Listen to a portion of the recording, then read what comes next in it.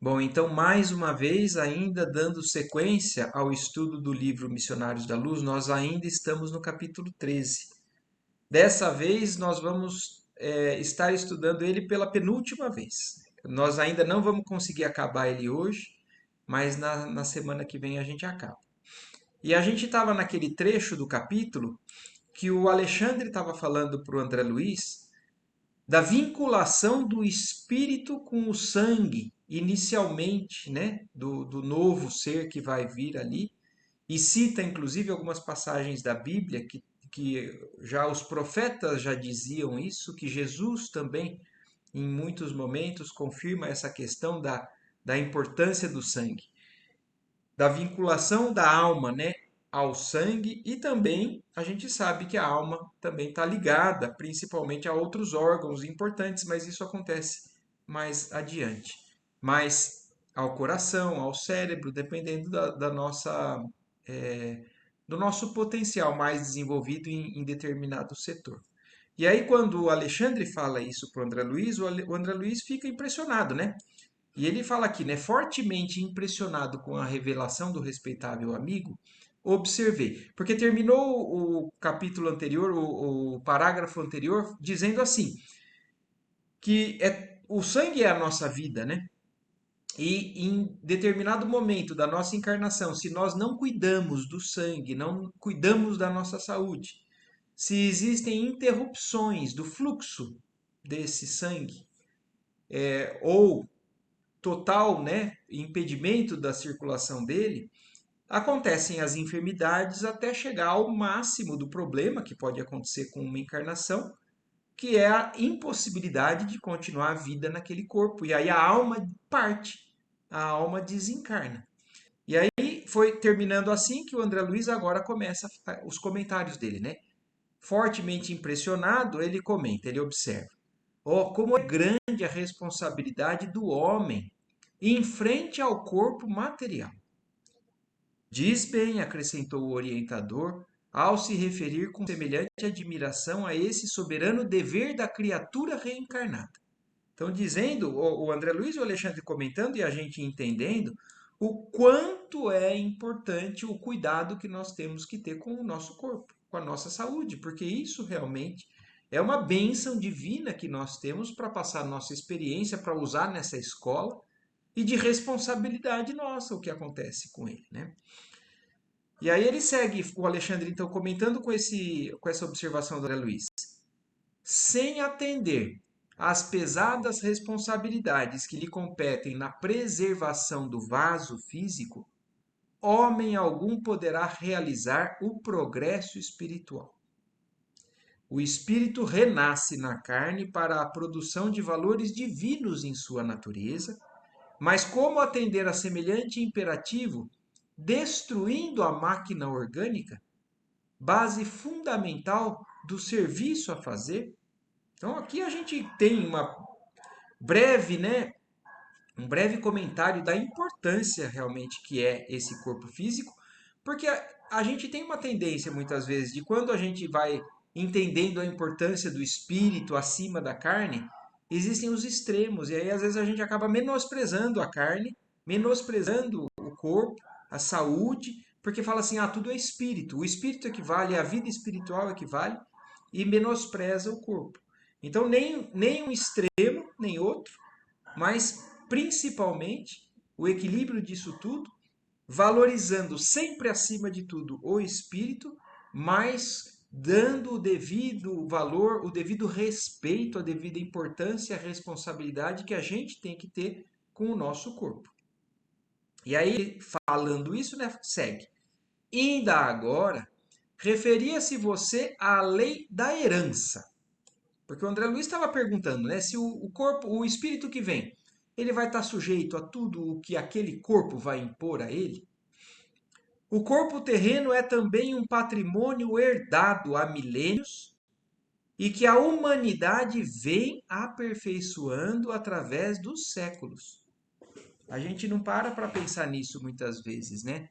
Que apesar do espírito é quem determina as ações naquele corpo, o corpo também está evoluindo, não é só o espírito que está evoluindo. O corpo está evoluindo e a prova disso é o que o ser humano já viu, já enxergou. Porque se a gente acompanha o estudo do ser humano, né? Desde o homem das cavernas, então o Homo erectus, lá, o Homo de Neandertal, as evoluções. E aí hoje a gente vê o quanto que o nosso organismo está mais aprimorado, cada vez mais capaz de uma série de coisas. É diferente o corpo do ser humano de hoje do corpo do ser humano de alguns milênios atrás. Então, o corpo humano também está sendo aperfeiçoado através do que Darwin falou, né, da lei da evolução da espécie. E isso também faz com que nós tenhamos a responsabilidade até. Então, a gente tem que entender que o que fica, o que é o mais importante é o espírito. Mas o nosso corpo também, quando bem cuidado, ou a ciência que progride para poder cada vez mais dar condições ao corpo, vai também cada vez mais dar boas condições ao espírito que vem habitar esse corpo e poder continuar fazendo o seu progresso. E não só isso, a gente tem que lembrar que a gente está evoluindo no corpo e que nós vamos deixar o nosso corpo, mas nós vamos voltar para o corpo terrestre, não para esse, para outro, mas nas nossas sucessivas encarnações, nós vamos pegar cada vez mais um ser humano também mais bem desenvolvido. Isso leva bastante tempo? Leva.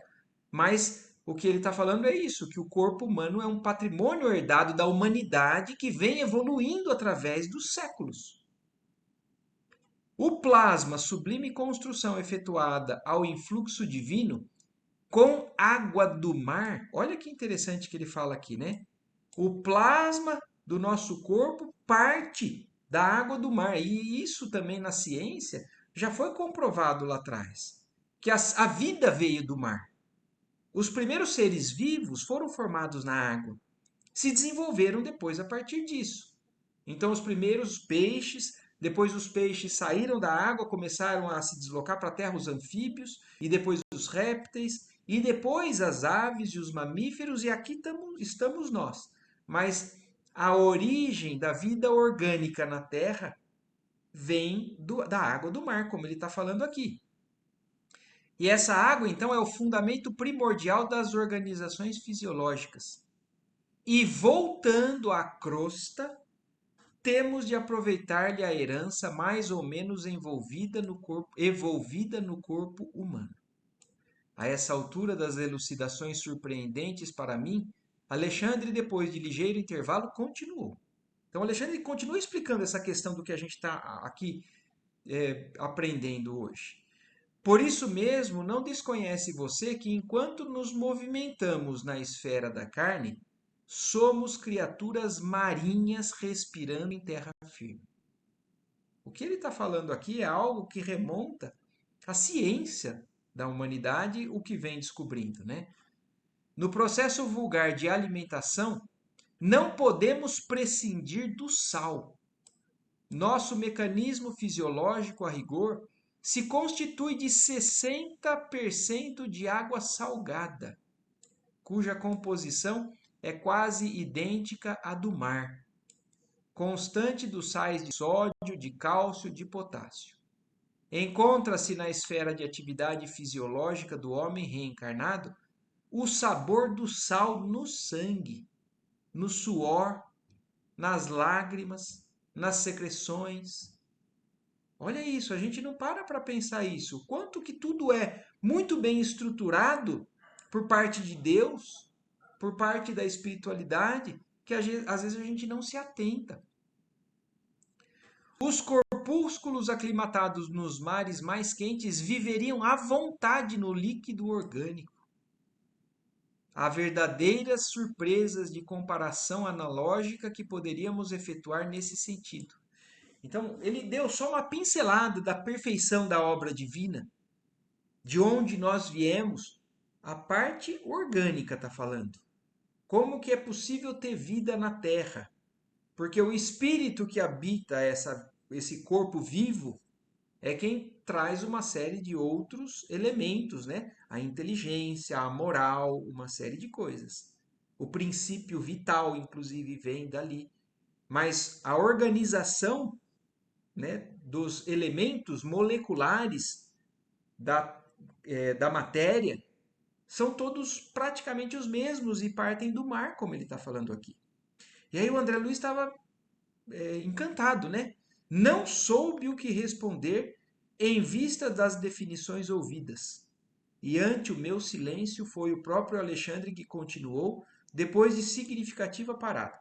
O que foi comentado aqui atrás abre um leque tão grande de raciocínio que o próprio André Luiz ficou sem saber o que dizer e nós mesmos, eu acho que não entendemos nem o que o Alexandre quis passar tudo para a gente com essas informações. Mas são informações que foram descritas aqui no livro e que têm relevância para que a gente comece a trabalhar esse tipo de raciocínio.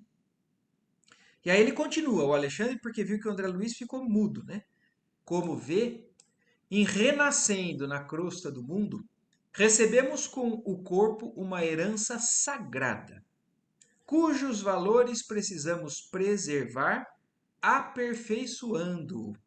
Aquilo que eu falei, né? Nós temos a obrigação não só de cuidar, mas de cada vez mais aprimorar o nosso corpo por conta da humanidade futura, que não é só dos nossos filhos e dos nossos netos, é para nós mesmos. As forças físicas devem evoluir como as nossas almas. Se nos oferecem o vaso de serviço para as novas experiências de elevação, devemos retribuir com o nosso esforço, auxiliando-as com a luz de nosso respeito e equilíbrio espiritual no campo de trabalho e educação orgânica. Então, eu acho que o que a gente está começando a entender aqui realmente vai ser uma sementinha para uma série de reflexões que a gente pode ter daqui para frente no nosso dia a dia com relação ao cuidado com a nossa saúde, ao cuidado com a nossa espécie, ao respeito com o nosso corpo e tudo mais. Olha o que ele ainda segue falando. Olha, o homem do futuro compreenderá que as suas células não representam apenas segmentos de carne, mas companheiras de evolução, credoras de seu reconhecimento e auxílio efetivo. As nossas células não são tão insignificantes assim. Elas são as nossas companheiras de evolução, que trabalham em conjunto, que se reúnem e tornam possível a nossa vida, as nossas sensações.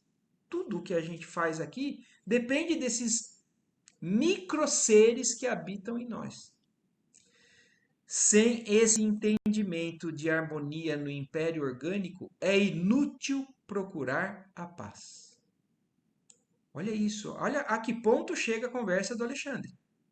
A gente não vai encontrar a paz que a gente busca na religião, em Deus e no futuro, sem a compreensão da harmonia interna do nosso corpo físico e do nosso mundo íntimo. É claro que isso a gente já entendeu também. Da compreensão do nosso íntimo, intelectual, moral e, como ele fala aqui, físico também.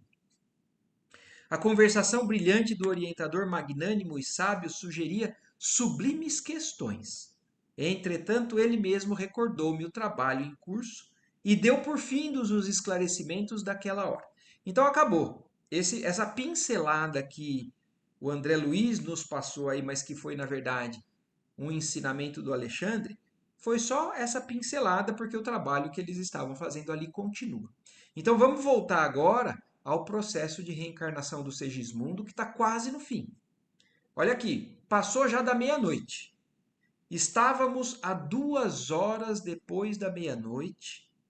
Permaneciam agora ao nosso lado não somente Alexandre e os construtores, mas também diversos amigos espirituais da família. Olha a quantidade de espírito envolvido no momento da reencarnação de um espírito, principalmente no caso que nós estamos falando aqui. Congregando todos os companheiros em torno de si como figura máxima daquela reunião, Alexandre falou gravemente. Agora, meus irmãos, penetremos a câmara de nossos dedicados colaboradores para que se efetue o júbilo da união espiritual. Então, 2 da manhã foi o momento em que eles realmente aí entraram no ambiente ali que o casal estava dormindo para poder fazer a ligação espiritual do Segismundo ao novo ser que iria começar a ser gerado na barriga da mãe. E depositando Segismundo nos braços da entidade que fora na crosta terrestre a carinhosa mãe de Raquel, acentuou. Então, olha isso. Segismundo estava no colo, estava assim nos cuidados de Alexandre e daquelas entidades ali. E naquele momento de fazer a ligação, olha isso. O Alexandre deposita o Segismundo no colo que foi mãe de Raquel em outra encarnação. Não dá para entender aqui que seja a mãe de Raquel dessa encarnação. A gente não sabe dizer, né, se a mãe da Raquel já tinha desencarnado ou não. Pelo menos não que eu me lembre. Mas aqui fala que uma pessoa, um espírito que tem um carinho muito grande com a Raquel, que é quem vai receber o novo filho, nesse momento recebe no colo para poder ajudar no processo. E aí o Alexandre fala para ela, dando o Segismundo no colo dela, né? Lembremos que o Segismundo já foi trabalhado para ser compactado, reduzido, adormecido. Então, o espírito do Segismundo, nesse momento, está num estágio diferente. E aí ele fala para essa senhora, né? Seja você, minha irmã, a portadora do sagrado depósito. O coração filial que nos espera sentirá novas felicidades ao contato de sua ternura. Raquel bem merece semelhante alegria. Voltando-se para a assembleia ali congregada, explicou: faremos agora o ato de ligação inicial, em sentido direto de Segismundo com a matéria orgânica. Porque a ligação indireta, o trabalho que eles estão fazendo, a gente viu que já começou há mais de semana atrás, né? Agora eles vão fazer a ligação direta. O espírito vai estar diretamente ligado ao feto. Mas ainda assim, olha o que ele fala. Eles vão fazer a ligação inicial desse sentido direto do Segismundo com a matéria orgânica. Então, a partir dessa noite, o espírito do Segismundo vai estar completamente ligado, completamente não, não posso falar completamente, mas já vai estar ligado, vinculado à matéria. Espero, porém, caros companheiros, a visita reiterada de todos vocês ao nosso irmão reencarnante, principalmente no período de gestação do seu corpo futuro. Então, olha esse comentário, deixa muito claro para a gente que todo esse trabalho que eles estão fazendo nesse momento não acaba ali. Talvez nem todos estejam o tempo todo ali ao redor, mas o que ele está pedindo é para que esses que estão ali trabalhando voltem para ajudar no processo de evolução, de maturação desse novo ser que vai estar sendo formado, na gestação toda. Não ignoram o valor da colaboração afetuosa nesse serviço. Somente aqueles que semearam muitas afeições podem receber o concurso de muitos amigos, e Segismundo deve receber esse prêmio pelos seus nobres sentimentos e elevados trabalhos a todos nós, nesses últimos anos em que se devotou a grandes obras de benemerência e fraternidade. Eu não sei se vocês, assim, eu queria que a gente prestasse muito bem atenção nesse trecho aqui. Se vocês entenderam tudo que o Alexandre quis dizer aqui.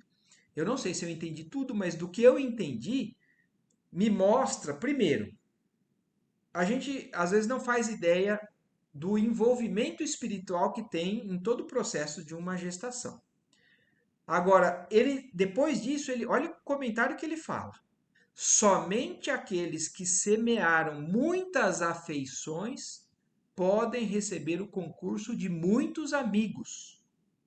Quer dizer, quanto mais afinidades, quanto mais amigos nós tivermos, quanto mais pessoas queridas envolvidas no nosso dia a dia, mais a gente vai ter o auxílio deles, inclusive nesse momento. E ele continua e diz, explica o porquê. O Segismundo deve receber essa atenção pelo tanto que ele tem trabalhado. É que no caso do Segismundo, vocês se lembram que ele falou, ele comentou, eu não sei se era hora de eu pedir uma reencarnação, porque eu estava trabalhando aqui no mundo espiritual. Eu estava fazendo um trabalho que iria ajudar a algumas pessoas, a muitas pessoas, e é quando o Alexandre até fala para ele, não se preocupe com isso, porque se o trabalho é no bem, o Pai supre as necessidades do trabalho. Você vai cumprir a sua missão, que você tem pendência, e depois você volta que o trabalho vai estar lá te esperando. Mas o que eu agora estou querendo chamar a atenção é para isso. Qualquer serviço que a gente faça no bem acaba sendo auxílio para todos nós e qualquer um de nós, a todo tempo. E aqui no caso do Segismundo, ele trabalhava no mundo espiritual, mas em qualquer ambiente, a gente pode estar trabalhando aqui, no plano encarnado, fazendo assistência em qualquer lugar. Pode ser no nosso ambiente de trabalho, pode ser na casa espírita, pode ser na igreja, pode ser no auxílio, nos projetos sociais, no atendimento fraterno, seja lá onde a gente trabalhe com intenção voltada ao bem, a quantidade de pessoas que a gente acabar adquirindo de simpatia pelo nosso serviço acabam querendo também retribuir e contribuir para o nosso bem-estar. E nesse momento o Segismundo está recebendo o benefício desse trabalho que ele está fazendo, esse movimento que ele já começou a fazer. Agora eu vou chamar a atenção para uma outra coisa que tem aqui, porque nós vamos ver mais para frente. Nos próximos capítulos, nós estamos vendo aqui a reencarnação do Segismundo. E eu já falei várias vezes que a gente não pode tomar isso como regra. Isso não é assim para todos. E agora o Alexandre acabou de deixar claro isso para a gente. Para aqueles que semearam muitas afeições, o auxílio é nessa intensidade. Mas nem todos têm esse benefício porque talvez ainda não conquistaram. Nem todos têm o mesmo processo de reencarnação, porque talvez nem todos os espíritos envolvidos estejam dispostos ao que aconteceu. No caso do Adelino, da Raquel e do Segismundo. Eles estavam tendo problemas, mas o Alexandre conseguiu aproximar e fazer com que tudo fosse caminhando para dar certo. Mas nos próximos capítulos nós vamos ver casos de fracasso nesse sentido, de esforço da espiritualidade, mas que não resultam em êxito como eles conseguiram no caso do Segismundo. Então a gente tem que abrir um pouquinho a nossa forma de enxergar tudo isso para entender que existem as variantes, existem as posturas, né, que os espíritos envolvidos acabam se colocando. Mas o Alexandre está pedindo para que esses amigos que estão ali trabalhando não se esqueçam e voltem a conduzir aquela gestação de maneira a trazer um benefício grande para o Segismundo. Logo após, penetrávamos o aposento conjugal, onde o espetáculo íntimo era divinamente belo. Então aí agora o André Luiz vai descrever o que ele viu ali na intimidade daquele corpo que estava acontecendo, né, depois daquele processo, né, da união entre o casal. No leito de madeira, em macios lençóis de linho, repousavam dois corpos que a bênção do sono imobilizava, mas ali mesmo, Adelino e Raquel nos esperavam em espírito. Então, olha isso, o corpo estava dormindo, mas o espírito dos dois estavam ali no plano espiritual esperando por eles, conscientes da grandeza da hora em curso. E despertando na esfera densa de luta e aprendizado, seus cérebros carnais não conseguiam fixar a reminiscência perfeita daquela cena espiritual. em que se destacavam como principais protagonistas. Contudo, o fato gravar-se-ia para sempre em sua memória eterna. Então, o que ele está falando é o seguinte: espiritualmente eles estavam ali esperando, mas o cérebro físico não iria registrar aquilo da mesma maneira. E isso explica o porquê que às vezes a gente não. Às vezes não, né? Quem é que lembra de quando aconteceu? Quem aqui é pai ou mãe, né? Quem é que lembra do que aconteceu quando o espírito do seu filho se ligou ao seu feto? Ninguém. Mas espiritualmente lá eles estavam conscientes. Só que quando eles voltaram e acordaram, eles não tiveram lembrança, apesar do fato ficar gravado no espírito, o corpo não acordou com essas lembranças. Não foi um sonho que eles tiveram, falaram, puxa, eu sonhei que eu vi um espírito entrando no meu filhinho. Não, não tiveram isso. Os amigos invisíveis do lar, companheiros de nosso plano, haviam enchido a câmara de flores de luz. Desde a meia-noite haviam obtido permissão para ingressar no futuro berço de Segismundo, com o amoroso propósito de adornar-lhe os caminhos do recomeço. Então, olha que bonito isso que eles estão falando aqui. Às 2 da manhã entrou Alexandre, o André Luiz e mais um monte. Mas tiveram alguns que entraram à meia-noite para enfeitar o ambiente com flores de luz para a chegada do Segismundo na nova experiência de encarnação dele. Mais de 100 amigos se reuniam ali, prestando-lhe afetuosa homenagem. Olha isso, a gente começa a tomar um pouquinho de noção da grandiosidade da cena, né? Alexandre caminhou à nossa frente, cumprimentando carinhosamente o casal, temporariamente desligado dos veículos físicos. Em seguida, com a melhor harmonia, os presentes passaram as saudações, enchendo de conforto celeste o coração dos cônjuges esperançosos. O quadro era lindo e comovedor. Duas entidades ao meu lado comentavam fraternalmente. É sempre penoso voltar à carne depois de havermos conhecido as regiões de luz divina. Entretanto, é tão sagrado o amor cristão que, mesmo em tal circunstância, sublime é a felicidade daqueles que o praticam. Então, olha o comentário e olha a cena, né? Me faz imaginar realmente uma festa, né? Do mesmo jeito que a festa acontece aqui quando nasce um bebê, acontece do lado de lá quando tem muita pessoa querida torcendo e patrocinando aquela nova experiência. Sim, respondeu a outra. Segismundo tem lutado muito pela redenção, e nessa luta vem sendo um servo devotado de todos nós. Bem merece as alegrias desta hora. A esse tempo, observei que a entidade convidada a aguardar o reencarnante se mantinha a pequena distância de Raquel. Olha lá, agora o André Luiz está chamando atenção. Naquele momento, então, daquela cena, ele prestou atenção na mãe da Raquel, que estava segurando no colo Segismundo. Aí ele prestou atenção, ela estava a uma pequena distância de Raquel, entre os espíritos construtores. Refletia sobre esse fato quando alguém me tocou levemente, despertando-me a atenção. Era Alexandre, que sorria paternalmente, elucidando-me. Então o André Luiz, olhando toda essa cena, né, ele só estava presenciando, se encantando. E aí ele prestou atenção no fato da senhora com o Segismundo no colo, esperando num momento ali num local do ambiente, junto com os construtores. E aí o Alexandre já chega sem ele perguntar e esclarece. Deixemos os nossos amigos por alguns minutos, no suave contentamento das expansões afetivas.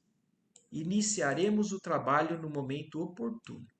Então aí ele falou assim: vamos deixar o pessoal que está aqui para poder dar o auxílio moral, né, e das boas vibrações.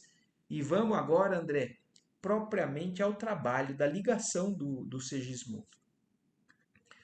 Perplexo diante dos fatos novos para mim, eu não acomodara o raciocínio em face dos múltiplos problemas daquela noite. Por isso mesmo, Alucinantes interrogações vagueavam-me no cérebro. O orientador percebeu-me o estado da alma e talvez por esse motivo deu-me a impressão de mais paciente. Então o Alexandre percebeu que o André Luiz, o cérebro dele estava fervendo, né? O pensamento dele estava fervendo ali de dúvidas, de possibilidades, de questionamentos. E aí o Alexandre até ficou com mais paciência porque estava querendo de alguma maneira ajudar ele naquela busca, né, pelo entendimento. Valendo-me daquele instante, indiquei Segismundo, recolhido nos braços acolhedores que o guardavam, e perguntei. Então ele apontou para o Segismundo e perguntou: Nosso irmão reencarnante apresentar-se-á mais tarde entre os homens, tal qual vivia entre nós? Olha o que o André Luiz está perguntando.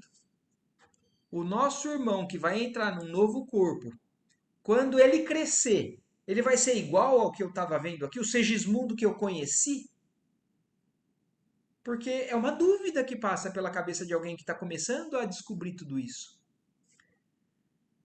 Já que as suas instruções se baseiam na forma perispiritual pré-existente, terá ele a mesma altura, bem como as mesmas expressões que o caracterizavam em nossa esfera?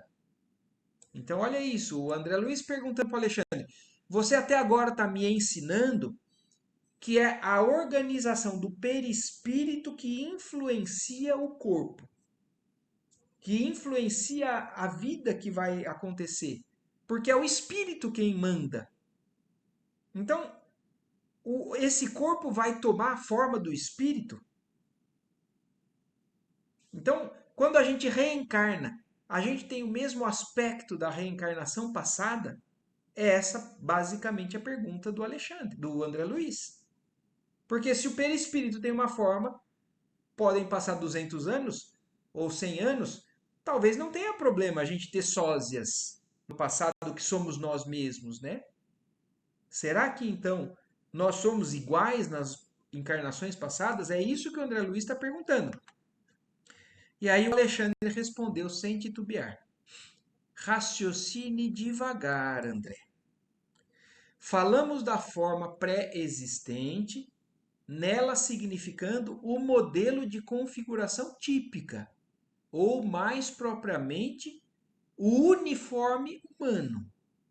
Os contornos e minúcias anatômicas vão desenvolver-se de acordo com os princípios de equilíbrio e com a lei da hereditariedade. Então, com essa resposta, ele falou: calma, André, vamos raciocinar. Existe sim algo pré-existente, que é a forma do perispírito da última encarnação. Aquilo que aquele pensamento já se acostumou. Mas esse espírito vai entrar num novo corpo e vai crescendo e vai se adaptando a princípios de equilíbrio. Porque nós sabemos que o nosso corpo também ele vai se desenvolvendo dependendo do ambiente onde a gente vai crescendo. Se a gente cresce com pouca comida, a gente cresce com menos volume de corpo. Em ambientes onde a desnutrição é grave, os corpos se desenvolvem menos. Em ambientes que a comida é abundante, os corpos se desenvolvem mais robustos, mais saudáveis. Então existe um equilíbrio entre isso tudo. Existe um molde pré-existente, existe a lei do equilíbrio de todos esses fatores e existe a lei da hereditariedade. Existem os cromossomos que a gente viu desde o começo que estavam sendo estudados para poder falar que características aquele corpo ia ter ou não ter. Então nós já sabemos a resposta. O planejamento do corpo que nós vamos habitar não é igualzinho, até porque tem alguns de nós que podemos vir com defeitos no corpo. Se a gente entende isso, depois a gente começa a enxergar tudo ao nosso redor dessa maneira. As pessoas que vieram com alguns problemas, né, de ordem do seu organismo, eles têm muitas vezes esses planejamentos por conta de coisas do passado. A forma física futura de nosso amigo Segismundo dependerá dos cromossomos paternos e maternos. Adicione, porém, a esse fator primordial a influência dos moldes mentais de Raquel. Olha agora, ele está falando mais um componente que influencia na formação do feto e da criança. Os moldes mentais da mãe. A mãe, então, por que que hoje se fala tanto, inclusive, né, de hábitos saudáveis da mãe durante a gestação, para poder alimentar cada vez mais, imaginar o crescimento ou ajudar no desenvolvimento daquele feto? Porque ele influencia sim. E aqui ele está falando isso. Isso daqui falou, esse livro foi escrito em 1945 ou 46. Então, falando dos cromossomos, da influência dos moldes mentais da mãe, a atuação do próprio interessado, o concurso dos espíritos construtores. Por que que eles estão ali, os espíritos construtores? Para ajudar na construção daquele pequeno. Que agirão como funcionários da natureza divina, invisíveis ao olhar terrestre, o auxílio afetuoso das entidades amigas que visitarão constantemente o reencarnante nos meses de formação do novo corpo, e poderá fazer uma ideia do que vem a ser o templo físico que ele possuirá por algum tempo com dádiva da superior autoridade de Deus, a fim de que se valha na bendita oportunidade de redenção do passado e iluminação para o futuro no tempo e no espaço. Alguns fisiologistas da crosta concordam em asseverar que a vida humana é uma resultante de conflitos biológicos, esquecidos de que, muitas vezes, o conflito aparente das forças orgânicas não é senão a prática avançada da lei de cooperação espiritual. Então, olha aqui, esse livro do André Luiz está explicando algo que a ciência não consegue ainda desvendar. Como a ciência, às vezes, enxerga como conflitos biológicos, aqui o André Luiz, nesse livro, está explicando, por intermédio da orientação dos espíritos superiores, que isso é uma lei de cooperação dos espíritos trabalhando naquele corpinho que está se formando.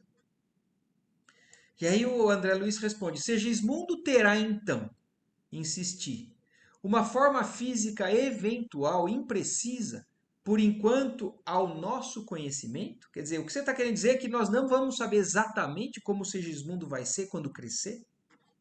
O instrutor esclareceu sem demora. Se estivéssemos diretamente ligados ao caso dele, estaríamos de posse de todas as informações referentes ao porvir, nesse particular. Mas a nossa colaboração nesse acontecimento é transitória e sem maior significação no tempo. Então, olha o que o Alexandre está falando. Para eles que foram chamados só para contribuir nesse momento, nesse processo, eles não têm informações de tudo, mas existem os espíritos que têm. Então, existe um planejamento até para como é que esse espírito, esse novo ser vai ser quando crescer. É claro que também sujeito ainda a algumas pequenas variações, porque a gente já viu. A própria influenciação mental daquela pessoa no desenvolvimento dele pode interferir nisso. Pouco ou muito, beneficamente ou prejudicialmente, isso tudo faz parte do nosso livre-arbítrio. Os orientadores de Segismundo, porém, nas esferas mais altas, guardam o programa traçado para o bem do reencarnante. Então, olha isso, esse trecho também é muito claro para que a gente entenda que existem os seres das esferas mais altas que têm o controle de tudo, ou sabem praticamente da maior parte do que a gente está planejado a viver. Note, e aí, então olha aqui quando o Alexandre fala isso, né? Esses seres, eles guardam o programa traçado para o bem do reencarnante. Então eles conhecem porque é para o bem do reencarnante. Não é por curiosidade. E aí o Alexandre completa: note que me refiro ao bem e não ao destino. Muita gente confunde plano construtivo com fatalismo. Então não existem fatalidades. Existe um plano construtivo planejado para cada um de nós. O próprio Segismundo e nosso irmão Herculano estão de posse dos informes a que nos reportamos. Olha isso. O espírito que está diretamente com o Segismundo e o próprio Segismundo tem ciência de tudo que vai acontecer, o que está planejado para ele naquela existência. Porque ninguém penetra num educandário para estágio mais ou menos longo, sem finalidade específica e sem conhecimento dos estatutos a que deve obedecer. Olha isso que ele está falando. Ninguém penetra no educandário, quer dizer, o educandário é a Terra, nossa experiência encarnada. E ele faz esse comentário, né, mais ou menos longo, porque tem aqueles que nascem e às vezes morrem em pouco tempo. São as crianças que às vezes morrem com doenças, são as gestações que são interrompidas por algum motivo, por problema do próprio feto, por problema da mãe. Mas ninguém nasce sem finalidade específica e sem conhecimento do que deve obedecer ou não naquela encarnação. Então existe um planejamento para cada um de nós. Nesse ponto, o mentor generoso fez ligeiro intervalo e continuou em seguida. Os contornos anatômicos da forma física, disformes ou perfeitos, longilíneos ou brevilíneos, belos ou feios, fazem parte dos estatutos educativos. Em geral, a reencarnação sistemática é sempre um curso laborioso de trabalho contra os defeitos morais pré-existentes nas lições e conflitos presentes. Então, olha isso. A nossa existência, resumidamente, é um curso. Então, cada um tem aquilo que necessita para poder melhorar onde nós temos defeitos morais. Pormenores anatômicos imperfeitos, circunstâncias adversas, ambientes hostis constituem, na maioria das vezes, os melhores lugares de aprendizado e redenção para aqueles que nascem, que renascem. A gente costuma achar que isso é punição divina, que isso é esquecimento divino, que isso não existe Deus, porque alguns são beneficiados, outros são prejudicados. Tem pessoas que nascem em ambientes extremamente complicados, da questão às vezes de saúde mental, de saúde moral, de desenvolvimento moral das pessoas que moram naquela família, naquela casa, naquele ambiente. Em determinado setor da sociedade, que só crime acontece como exemplo e tudo mais. E aí, às vezes a gente acha que isso é uma punição ou um esquecimento. Mas olha o que ele está falando. Processos anatômicos imperfeitos, circunstâncias adversas, ambientes hostis constituem, na maioria das vezes, os melhores lugares de aprendizado e redenção para aqueles que renascem. Por isso, o mapa de provas úteis é organizado com antecedência, como o caderno de apontamentos dos aprendizes nas escolas comuns. Em vista disso, o mapa alusivo a Segismundo está devidamente traçado, levando-se em conta a cooperação fisiológica dos pais, a paisagem doméstica e o concurso fraterno que lhe será prestado por inúmeros amigos daqui. Imagine, pois, o nosso amigo voltando a uma escola que é a Terra. Assim procedendo, alimenta um propósito que é o da aquisição de valores novos. Ora, para realizá-lo, terá de submeter-se às regras do educandário, renunciando até certo ponto à grande liberdade de que dispõe em nosso meio. Então, o processo de cada uma das nossas reencarnações tem uma série de fatores que a gente não tem como mandar, né? São imposições divinas e não são para o nosso prejuízo. São porque aquilo está traçado, aquilo tudo está determinado para o nosso bem, como ele fala, não é por fatalidade. É para o bem. É aquilo que vai poder fazer com que aquele espírito caminhe, evolua naquele sentido que ele tem dificuldade. E aí o André Luiz, nas orientações, não poderíamos, porém, indaguei, intitular semelhante prova de destino fixado? Então, é porque tudo isso que a gente está falando faz a gente pensar que então tudo está pré-determinado, o nosso destino está traçado. Então, a gente talvez não tenha tanta liberdade assim. Então, será que não é melhor falar que a nossa encarnação é um destino fixado? Isso abre uma série de interrogações para nós também, né? Mas olha, vamos ver o que o Alexandre responde. O instrutor aduziu com paciência. Não incida no erro de muita gente. Isto implicaria obrigatoriedade de conduta espiritual. Então, não existe destino rígido, fixado, porque se existisse, então todos nós estaríamos engessados na conduta espiritual. Então, os espíritos saberiam como nós reagiríamos o tempo todo. E não, isso não é assim.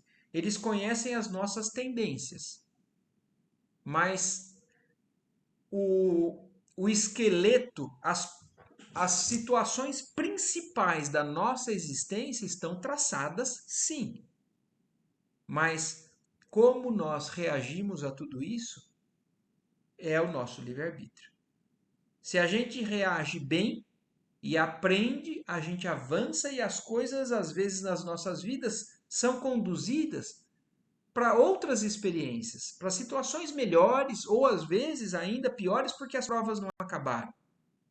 Ou o contrário, se vem algo que a gente não entende ou não concorda e a gente reage mal, aí também nós estamos executando o nosso livre-arbítrio, mas também nós vamos arcar com as consequências, porque tudo que a gente tem aprendido aqui no Espiritismo é que é uma lei, tudo que acontece com a gente está submetida à lei de ação e reação daquilo que a gente faz e o que acontece de volta, dependendo da nossa ação. Então, e o Alexandre está falando, então pensar que existe um destino fixado para cada um de nós, então o Alexandre foi bem claro, não incida no erro de muita gente. Isso seria dizer que todos obrigatoriamente agem igualzinho ou existe algo que as pessoas não têm escolha. Naturalmente, a criatura renasce com independência relativa. Então, olha o que o Alexandre está falando. Nós não somos tão independentes, não mesmo. Porque nós temos. Primeiro, nós estamos presos dentro de um corpo, e isso já é uma certa limitação. Nós nascemos num ambiente, nós temos um determinado nível de coisas que a gente não tem como fugir, que é o nosso corpo, a nossa inteligência, os fatores sociais, onde a gente cresceu, onde a gente foi educado, onde a gente. Tudo isso é uma imposição da nossa reencarnação, desse projeto, dessa nova encarnação. Então, naturalmente, nós renascemos com uma independência relativa e, por vezes, subordinada a certas condições mais ásperas em virtude das finalidades educativas.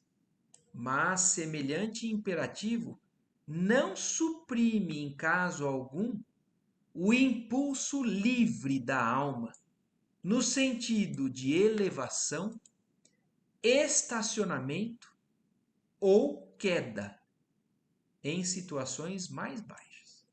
Então isso tem que estar muito claro para a gente, porque isso daqui eu acho que é um entendimento crucial para o nosso ser. Então, Nós nascemos com uma série de planejamento.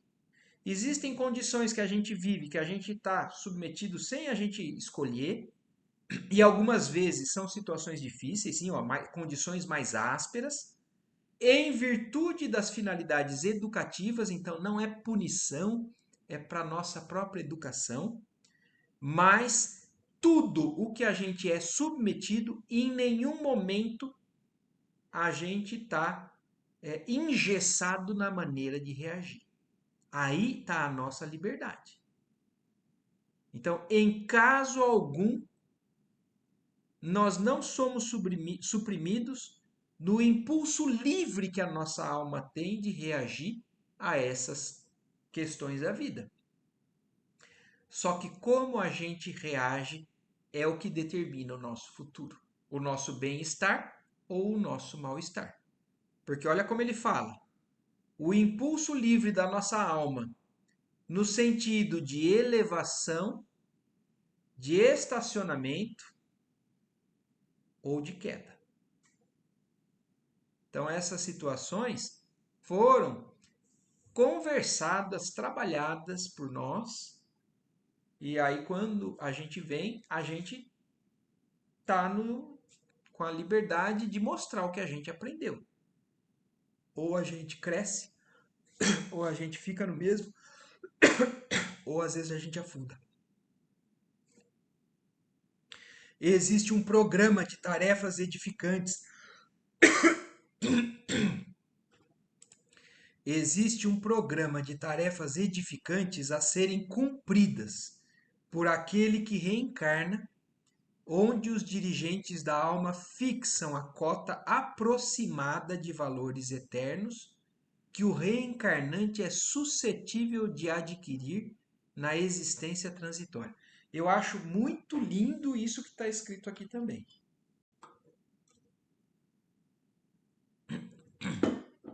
Porque olha o que ele está falando depois de concluir aquilo que a gente acabou de entender. Então, existe um programa, sim, de tarefas a serem cumpridas por cada um de nós. Mas não tem nada que é exigido de nós que eles não saibam que a gente já tem condições de passar. Então, olha isso. Onde os dirigentes da alma fixam a cota aproximada de valores eternos que o reencarnante é suscetível de adquirir na existência transitória. Os espíritos mais elevados conhecem o nosso potencial e as nossas tendências. Eles elaboram um plano sabendo que ali a gente pode ter êxito. Eles não vão dar uma cruz maior do que o que a gente pode carregar.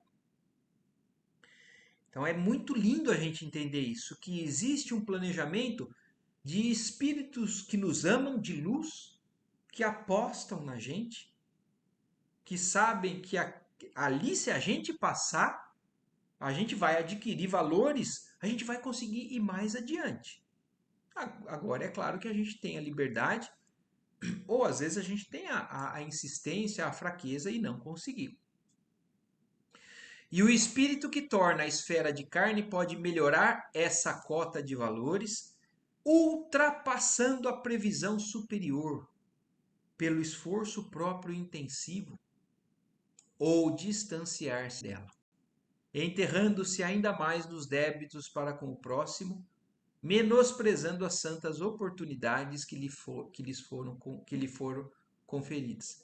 Então, olha isso. Então, quando a gente vem, tem um plano básico, mediano, que eles sabem que a gente pode vencer ou falhar, e dentro desse plano a gente pode ainda ir além, dependendo dos nossos esforços, ultrapassando a previsão superior, ou nos distanciarmos dela e nos afundarmos cada vez mais nos débitos adquiridos. A essa altura, Alexandre interrompeu-se, talvez ponderando o tempo gasto em nossa conversação. E como quem sentia a necessidade de pôr termo à palestra, observou: todo plano traçado na esfera superior tem por objetivos fundamentais o bem e a ascensão. E toda alma que reencarna no círculo da crosta, ainda aquela que se encontra em condições aparentemente desesperadoras, tem recursos para melhorar sempre. Então, olha isso, que lindo, isso que nós ouvimos tudo aqui hoje nessa questão dos planejamentos, das dificuldades das nossas vidas e das vidas de cada um dos seres que a gente pode encontrar aqui. Por mais difícil que seja, a gente não pode esquecer que ali tem alguém que está cuidando espiritualmente. E isso é muito importante para que a gente entenda, porque às vezes a gente vai ser chamado para ajudar, por exemplo, alguém que está passando por uma grande dificuldade. E a gente não vai ser insensível de falar: ah, aguenta firme que você tinha que passar por isso. Não é isso. Mas é a gente entender que ele é capaz, que ele tem quem vigia por ele, acredita nele e está fazendo de tudo para que ele consiga.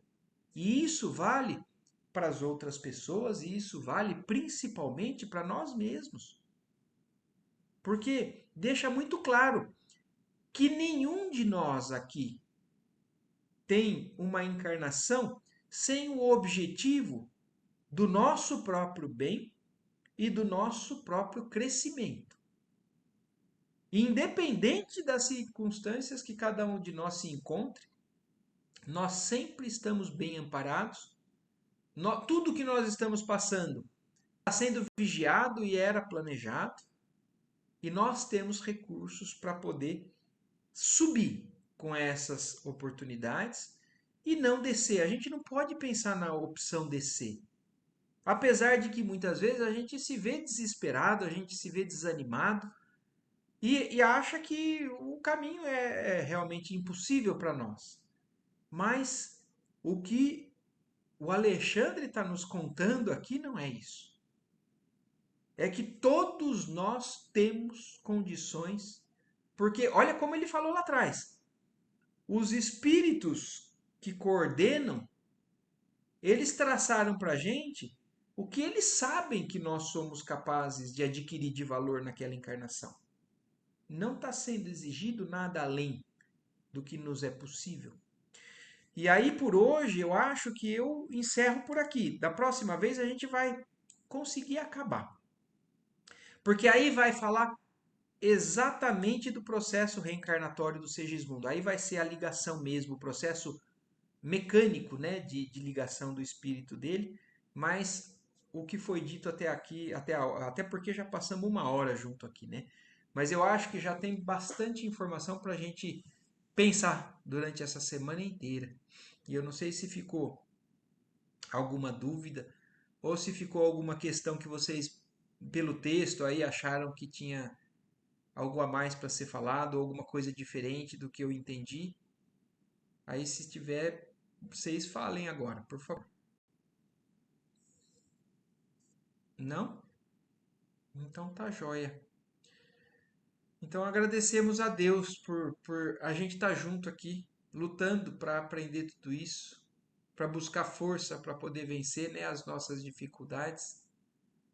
E uma ótima semana para todos, uma ótima noite abençoada de Páscoa, que ainda seja uma noite abençoada realmente em nome de Jesus, que a gente tenha uma noite coroada com alguma experiência que a gente traga para nossa semana, que seja muito boa.